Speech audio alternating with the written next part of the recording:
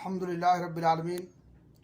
والصلاة والسلام علی نبینا محمد وعلی آلہ وصحبہ اجمعین، اما بعد۔ اسلامی بھائیوں، رمضان میں جن اعمال کے کرنے کی تاکید آئی ہے ان میں سے صدقہ و خیرات اور سخاوت و فیاضی کرنا بھی ہے۔ رمضان میں صدقہ کرنے کی اہمیت و فضیلت رمضان کی وجہ سے زیادہ ہو جاتی ہے، اس لیے اللہ کے نبی جناب محمد رسول اللہ صلی اللہ علیہ وسلم رمضان میں زیادہ صدقہ و خیرات کرتے تھے اور آپ کی سخاوت بڑھ جاتی تھی۔ صحیح بخاری شریف کی روایت ہے، عبداللہ بن عباس رضی اللہ تعالیٰ عنہما بیان فرماتے ہیں، کان رسول اللہ صلی اللہ علیہ وسلم اجود الناس وکان اجود ما یکون فی رمضان حین یلقاہ جبریل وکان جبریل یلقاہ فی کل لیلۃ من رمضان فیدارسہ القرآن فرسول اللہ صلی اللہ علیہ وسلم کان اجود بالخیر من الریح المرسلہ، کہ اللہ کے نبی جناب محمد رسول اللہ صلی اللہ علیہ وسلم سب سے زیادہ سخی اور فیاض تھے، اور آپ کی سخاوت اور فیاضی میں اور اضافہ ہو جاتا تھا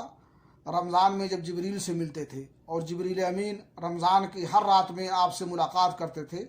اور آپ کے ساتھ قرآن کا دور کرتے تھے۔ تو اللہ کے نبی جناب محمد رسول اللہ صلی اللہ علیہ وسلم خیرات اور بھلائی پھیلانے میں، فائدہ پہنچانے میں تیز تند آندھی سے بھی زیادہ آپ سخی تھے۔ صحیح بخاری کی دوسری روایت ہے، اللہ کے رسول نے فرمایا کہ من تصدق بعدل تمرۃ من کسب طیب ولا يقبل اللہ الا الطیب فإن اللہ يقبلها بيمینہ ثم يربیها لصاحبہ کما يربی احدکم فلوہ حتی تکون مثل الجبل، کہ جو شخص کھجور کے برابر بھی کوئی پاک چیز اللہ رب العالمین کے راستے میں صدقہ کرے گا اور اللہ تعالیٰ پاک و صاف مال ہی قبول فرماتا ہے، تو اللہ تعالیٰ اسے دائیں ہاتھ سے لیتا ہے اور قبول کرتا ہے، پھر اس کو صدقہ کرنے والے کے لیے بڑھاتا رہتا ہے۔ جیسے تو تمہیں سے کوئی شخص جو ہے